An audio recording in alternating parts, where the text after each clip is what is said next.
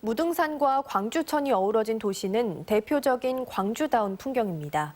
이런 광주다움을 해치지 않는 선에서 도시를 개발하자는 취지에서 광주시는 광주 도시 건축 선언을 하기도 했는데요. 이 선언을 제대로 점검할 기구조차 제대로 꾸려지지 않아 공연불에 그칠까 우려되고 있습니다. 이다연 기자가 취재했습니다. 광주시는 지난 2020년 10월 광주 도시 건축 선언을 발표했습니다. 난개발 등 성장 위주의 도시 계획을 지향하기 위해 광주시의 각 부서들이 유기적으로 협력해서 역사와 자연이 살아있는 광주다운 도시 환경을 만들겠다는 취지였습니다.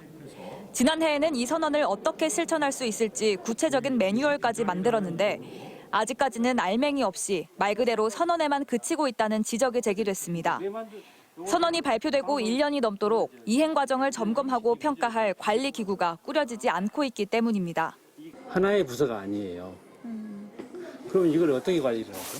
그러면 전체적으로 이게 각 부서마다 진행되고 있는 일을 점검해야 되는데 그게 모니터링이라고 표현을 했는데 이에 대해 광주시는 65가지 이행 계획 가운데 2021년까지는 곧바로 반영할 수 있는 계획이 없었고 올해부터는 본격적인 점검과 평가가 이루어질 계획이라고 설명했습니다. 여러 가지 이유 때문에 그 이행 기구가 지금 아직 가동은 안 되고 있습니다.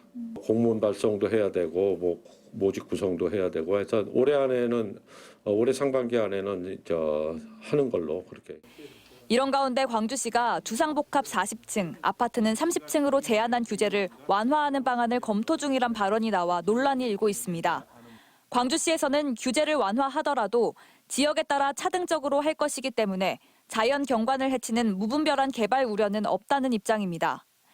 하지만 일각에서는 기존 선언이나 매뉴얼이 제대로 정착되지도 않은 상태인 만큼 섣부른 판단이라고 지적합니다. 건설 자본의 어떤 그런 규제 완화에 대한 요구가 굉장히 큰 상황에서 또 이루어진 발언이기 때문에 이런 것이 또 무분별한 개발로 나아가는 변곡점이 되지 않을까.